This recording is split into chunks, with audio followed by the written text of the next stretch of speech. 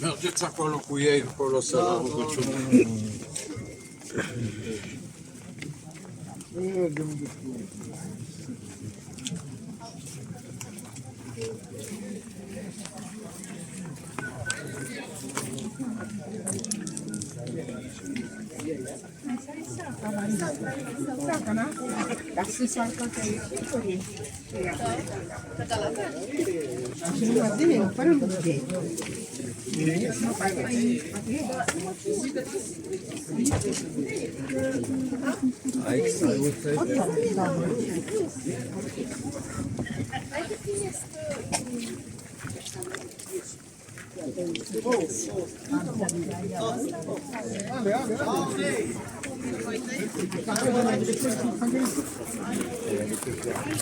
Bapak disuruh jadi panatuan ya. Lebih hebat lagi mengatakan saudara itu.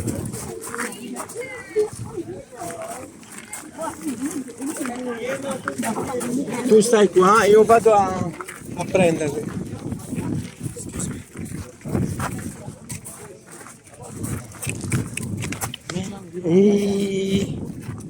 Kasihan, kenapa nih matanya ini? Sakit, iya sakit matanya.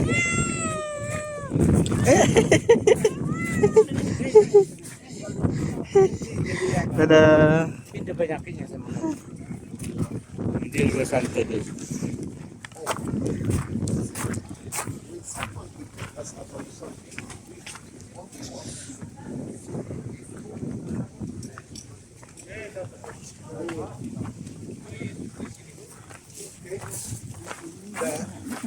Video komik, video nanti kirim ya. Di YouTube banyak.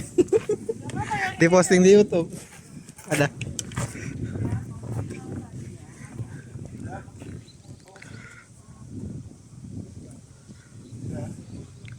Ya, supaya waktu singkat kita selalu bisa bertemu semuanya. Di lima tempat ini adalah tabor. Di saya ada dua tinggi, satu tabor, satu tabor. Karena itu kita mesti naik agak berkat ke atas ya. Tabor mana apa gunanya? Apa yang dimaksud dengan tabor saya? Dimana Yesus naik ke gunung tertinggi. Yesus dipermuliakan. Ada di dalam Matius 15. Hari kemudian Yesus membawa Petrus dan Yakobus bersama-sama dengan mereka. Dia naik ke gunung tinggi. Di situ mereka sedih saja. Lalu Yesus rupanya di tempat mereka wajahnya bercahaya seperti matahari dan pakaiannya menjadi putih bersinar seperti terang. Maka nampaklah kepada mereka Musa dan Elia sedang bicara dengan dia. Kata Petrus kepada Yesus, Tuhan, betapa bahagianya kami berada di bumi ini. Jika engkau mau biarkan didirikan di sini di kemah. Satu untuk Musa, satu untuk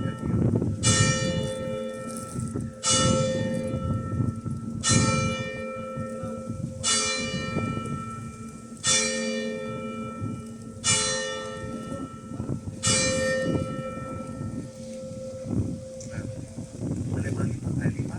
Dan tiba-tiba sedang berkata, turunlah awan dan terang mereka dari terdengar suara berkata, ini anakku yang kukasih kepadamu, kepadanya lah aku berkenan, dengarkan dia. Nah, saudara kasih Tuhan, itu Yesus naik ke gunung, dia dipermuliakan.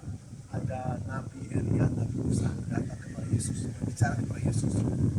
Nah, saudara kasih Tuhan, dengan zaman ke zaman, Petrus pernah mengatakan betapa bahagianya dia bisa membangun yang dua kemah di sini, satu untuk Yesus, satu untuk Musa, satu untuk Elia.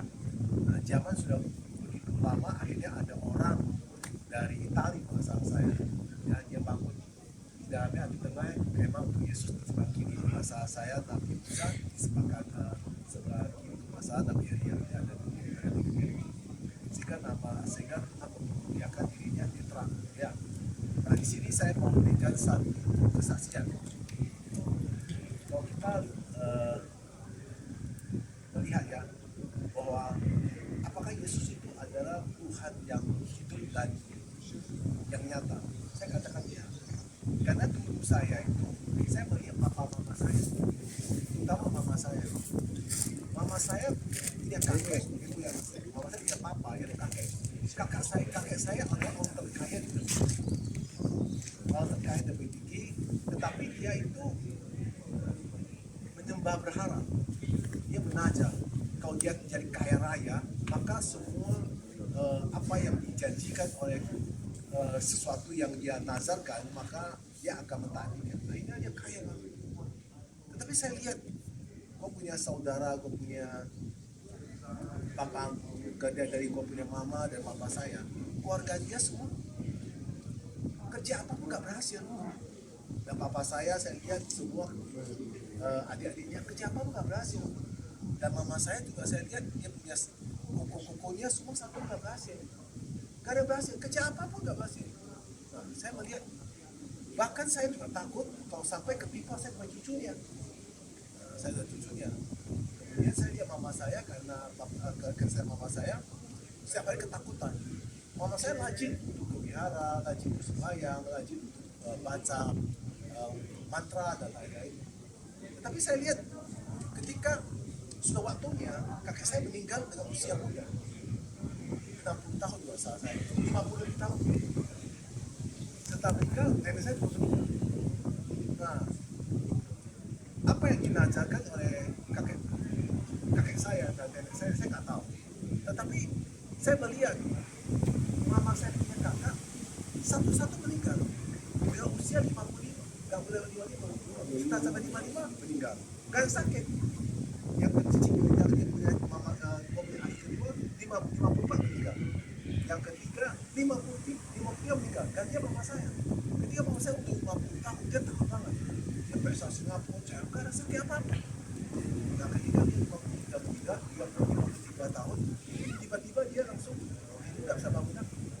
Dia masuk rumah sakit sama mobilnya sakit apa nggak tahu ya.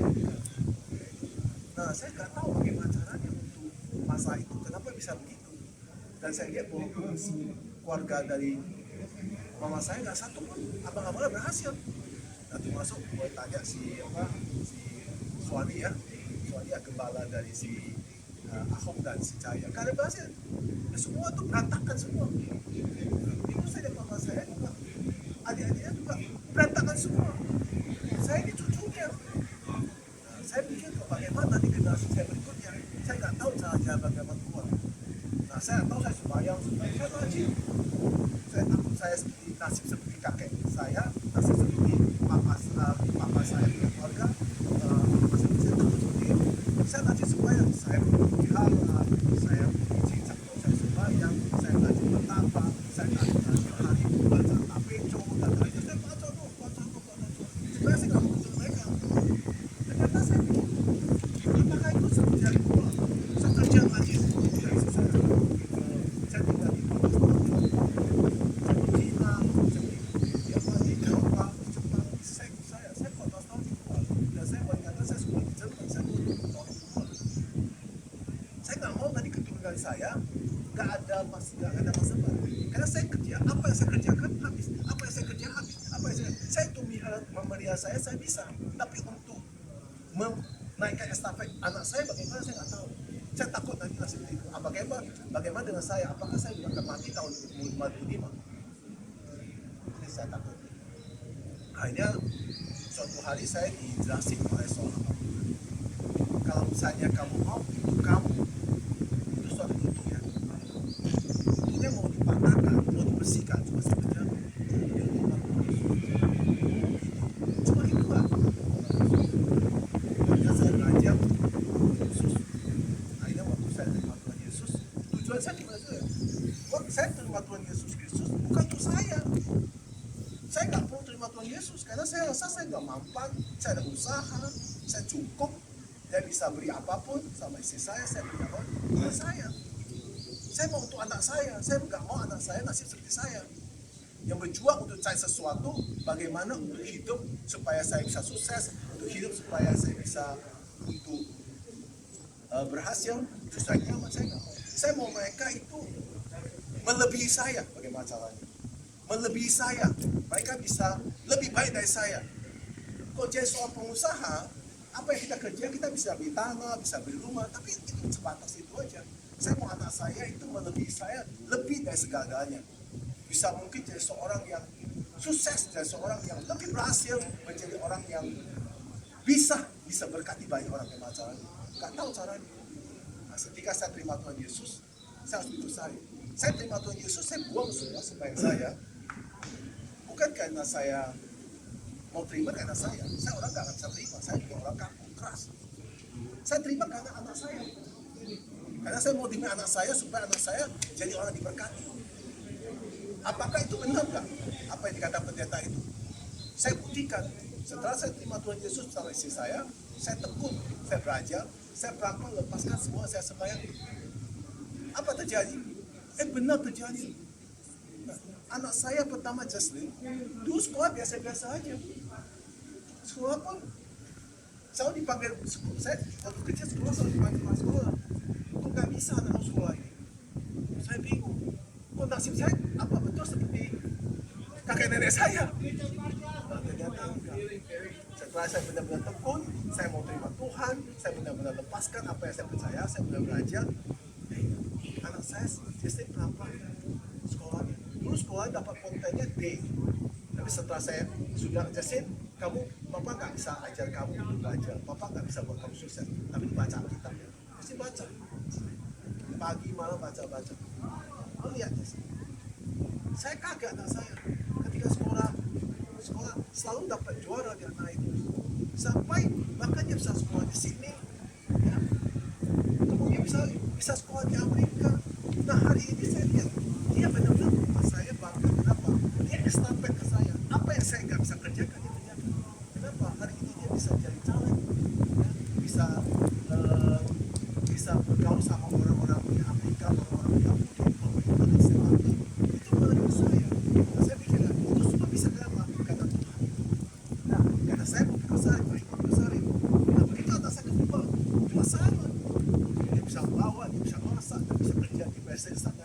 Saya lihat, bisa ternyata Tuhan kita luar biasa. Ternyata Tuhan kita luar biasa. Berarti saya sendiri harus apa yang saya lakukan untuk saya terima Tuhan berarti nggak salah.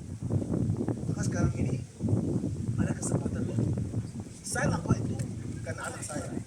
Malah saya pikir kita sebagai orang tua kita harus demi anak kita. Karena kita nggak tahu apa terjadi. Saya pernah lihat kakek saya pernah lihat nenek saya itu mengerikan. Saya lihat papa mama saya mengerikan. Mereka kerja semua nggak berhasil.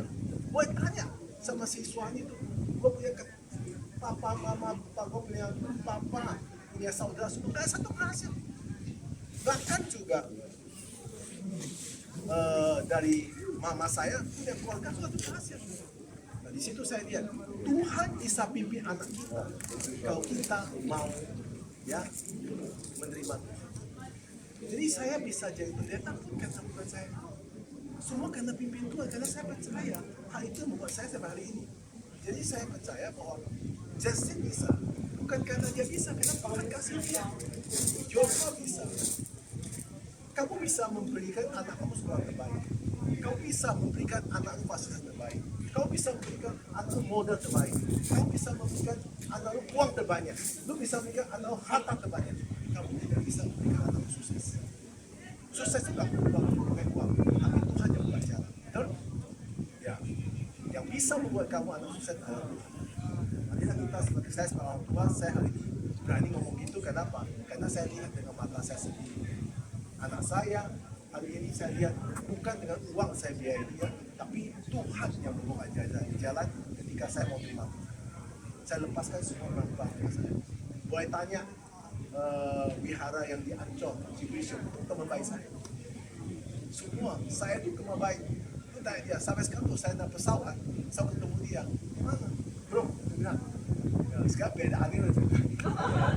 Beda aliran. Ya itu teman baik saya. Ya, waktu dia belum buka di Ancol, saya itu sumbangan tiap hari dapat uang sumbangan ke laut pindah sampai ke Ancol. Saya sumbang. Itu di gambar si punya Angan. Itu pasal nama saya. Sisa di pasal saya sumbang. Ya, saya sumbang loh. Nah, kenapa orang semua? Karena saya demi anak saya. Karena saya kerja, kalian sebagai orang tua, sekarang buat kerja apa? Kalau sampai kamu tidak bisa memberikan anak berhasil, salah. Kita cara bagaimana punya duit? Dia pakai uang nggak bisa. Dia mau pakai cara ngomong nggak bisa. Apalagi zamannya sekarang dengan media sosial, lu ngomong kalah. Dia lebih ngerti dari kamu. Dia bukan. Dulu kita nggak ngerti. Saya tanya papa saya, Pak ini apa? Papanya ini pesawat. Pak ini apa? Pohon. Sekarang kita tanya, nah itu apa? Sebentar, Google bicara.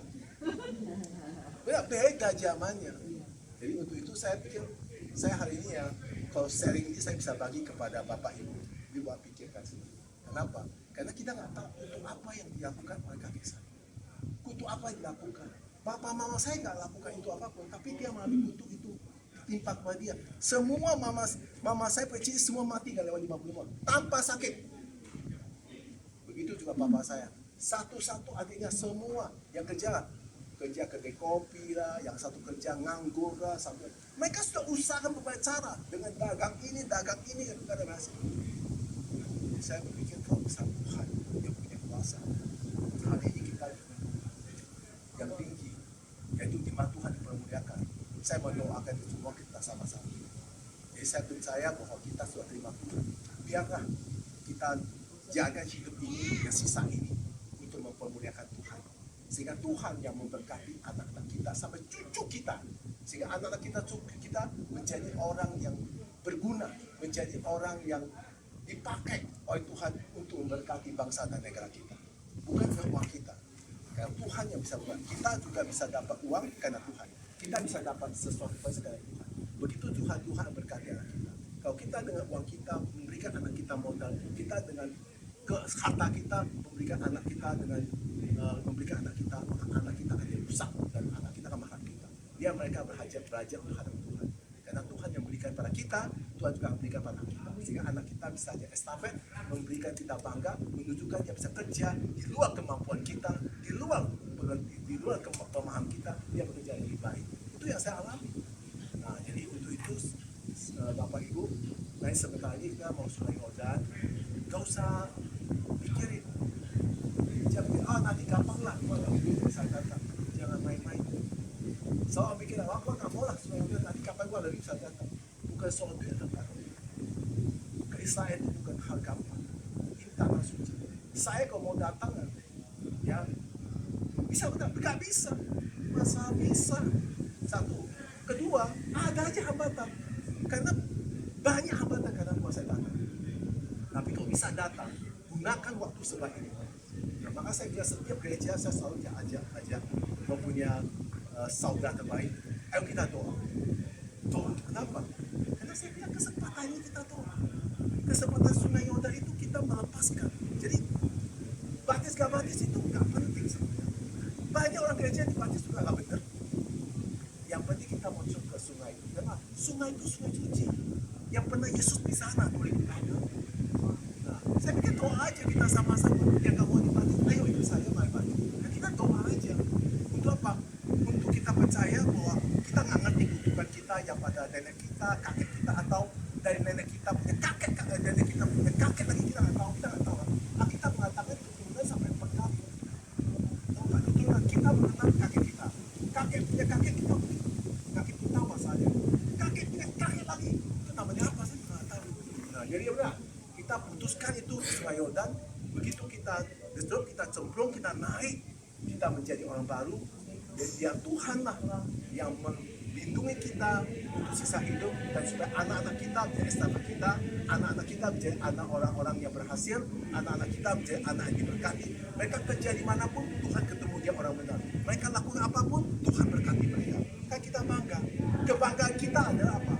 Boleh tanya Hasan, boleh tanya Mitsu, Awi, ya Cahaya, Erni, Ibu Heni, Supi. Kebanggaan kita ada ketika melihat anak kita berhasil, bukan uang. Ketika lihat anak kita berhasil, ketika anak kita sukses, itu kamu bahagia, gak bisa kamu ceritakan. Akhirnya kemana-mana cerita kepada orang, waikia. Nah, kebanggaan kita, kamu cerita. Gak ada cerita lagi. Buah gak ada cerita lagi. Udah penyot. Tapi kita kemarin cerita sama teman-teman, waikia, bangga. Bukan uangnya, tetapi apa yang dia capai cerita pada orang. Inilah kebahagiaan Kecintaan saya balik cinta pada saya. Bukan, dia jadi gak jadi, ya saya gak masalah. Tapi saya bangga. Anak saya jadi cara. Orang bilang kamu habis berapa duit? Dia gak habis 1 sen pun. Tapi Tuhan kasih dia, saya cinta. Yosua gini-gini. Kita cinta karena kita bangga. Sukses gak sukses? Hasilnya dia pemerintah gak penting. Kita udah capai. Ya itulah kebanggaan orang tua. Kalau misalnya orang tanya, selagi duduk teman-teman, Anda jadi apa? Biar kong lah. Wah, hoi kia duit lah, wah hoi kia kehoi lah, wah hoi kia je sini coba, coba. Kaki diam. Tapi, hoi kia tu bangga mah, ya, cara siap, senang kita. Nah, itulah hari tua kita. Ayo marilah kita gunakan waktu ini. Yang sisa ini kita nggak berapa lama, kita nggak tahu lagi. Kita masih punya waktu untuk Tuhan di tempat ini. Jangan kita pikir bahwa kita mau datang. Kalau besok kita lumpuh, kita nggak tahu. Besok kita sakit pun nggak tahu. Banyak orang mau berangkat ketika sakit, ketika dia stroke kita nggak tahu. Kita jantung kita nggak tahu. Ayo kita gunakan waktu ini untuk memuliakan Tuhan. Di mana Tuhan di sini hadir supaya nama Tuhan dipermuliakan. Amin. Ya, Yunus mau sampaikan sesuatu sebelum saya tutup. Saya ini tiket terakhir. Janji ya, sama saya dia. Ya.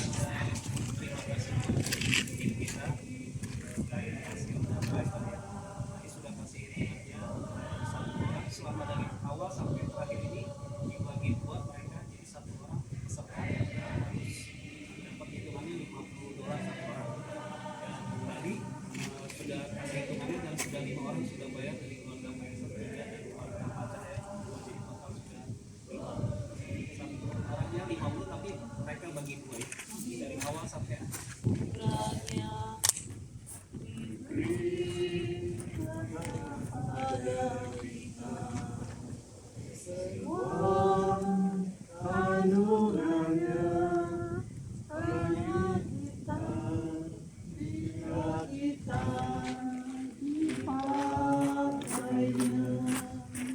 Kami bersyukur dan berterima kasih kepada Tuhan kami Yesus Kristus.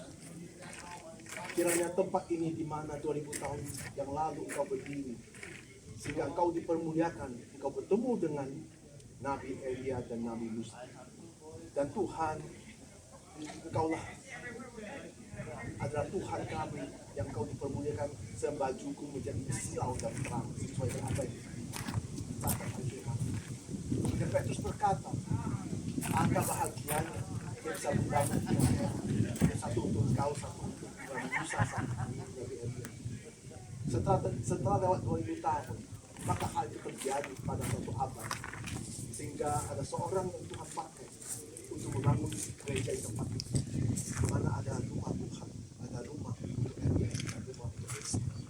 Dan kami percaya kami begitu masih Engkau yang berikan kami anugerah, Engkau berikan kami kemurahan, sehingga kami bisa injak tempat ini, bukan karena kebetulan, karena Engkau memanggil kami untuk sampai ke tempat ini. Mungkin ada saudara-saudara kita mau sampai ke sini, tapi Engkau tidak memanggil. Kami dipanggil, maka kami percaya, kami pun Engkau yang memberkati kami, sehingga kami mau juga taat, dan kami mau supaya kami juga di dalam hati kami, pikiran kami, jiwa kami, semua dipermuliakan Engkau Tuhan.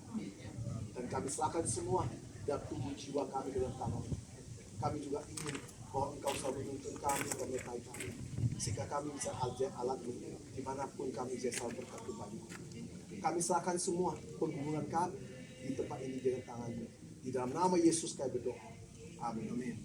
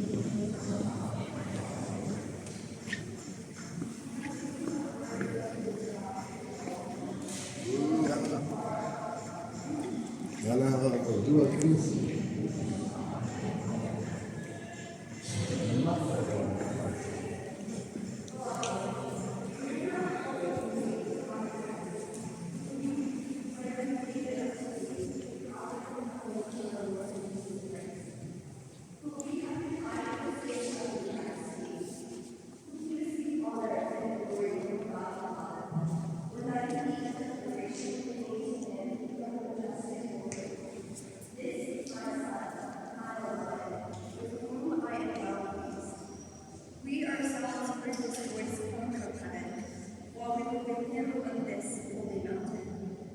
Moreover, we profess the prophetic message that is altogether reliable. You will do well to be attentive to it, as to a lamp shining in a dark place, until the day dawns and the morning star rises in the heavens. The word of the Lord. Thanks be to God.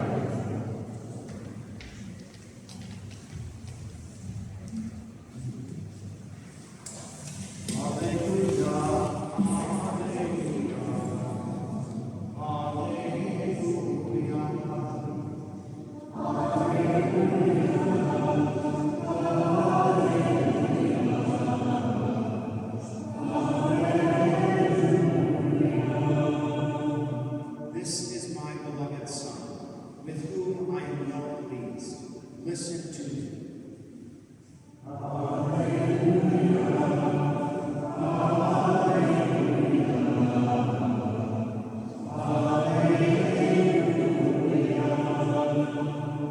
The Lord be with you.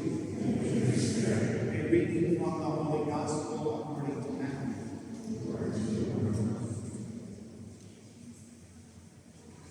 Jesus took Peter, James, and John, his brother, and led them up this high mountain by themselves. And he was transfigured before them. His face shone like the sun, and his clothes became white as light. And behold, Moses and Elijah appeared to them, conversing with him. Then Peter said to him in reply, Lord, it is good that we are here. If you wish, I will make 3 tents here, one for you, one for Moses, and one for Elijah. While he was still speaking, behold, a bright cloud cast a shadow over them. Then from the cloud came a voice that said, This is my beloved Son, with whom I am well pleased. Listen to me. When the disciples heard this, they fell prostrate and were very much afraid. But Jesus came and touched them, saying, Rise, and do not be afraid. And when the disciples raised their eyes, they saw no one else but Jesus alone. As they looked down from the sky, Jesus cried, Do not be afraid until the Son of Man will raise you. The gospel of the